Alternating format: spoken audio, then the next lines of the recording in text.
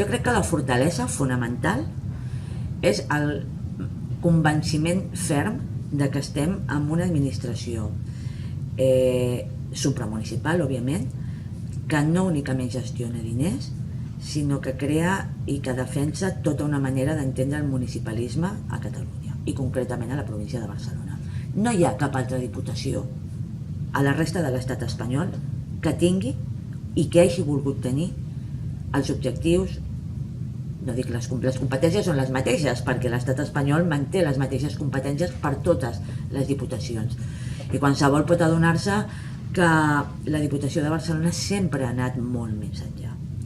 que sobrepassa estrictament les funcions de difondre el turisme d'una determinada província o difondre